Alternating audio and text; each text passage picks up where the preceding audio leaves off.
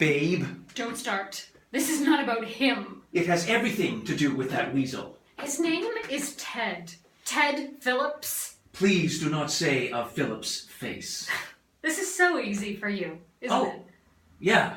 This is a breeze. And I suppose you think that I'm having the time of my life? That this is what I envisioned when we exchanged vows that I would eventually end up leaving my husband? Well, at least you're not blaming me anymore. I don't want to talk about this anymore, Joel. I just want you to sign these papers. You never want to talk about it, Estelle. That's the problem. It's like you're blaming me for having an affair. I didn't even give you a hard time about it.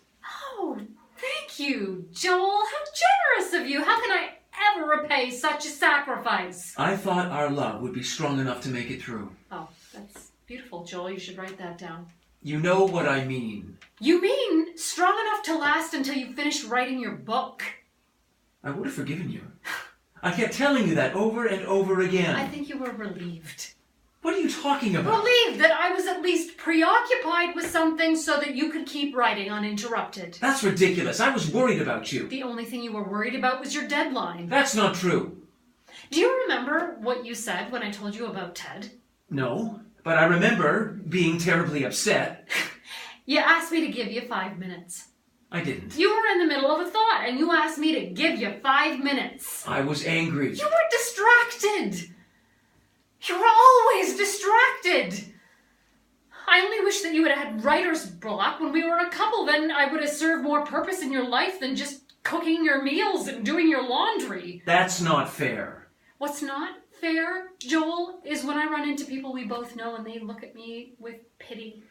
As if I have some sort of incurable disease called impending divorce. Well, it's not so easy being out here either. I am sorry that you feel you had to escape out here to gain perspective on your life, but I don't feel guilty that you're lonely and confused. I know that feeling very well. I hate that someone else got involved. But he did, and thank God he did. Because I was drowning. I couldn't breathe. I needed to leave our apartment. It was you who left the city. I'm moving back soon. It's too late. Why don't I believe you? Because I've been rehearsing this conversation in my head for about 6 months.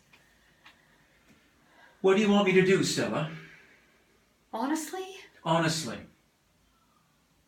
I want you to sign these papers. I want to kiss you first. What? Just once. Why? It's only a kiss, Stella. Fine. I'll do whatever I have to do at this point.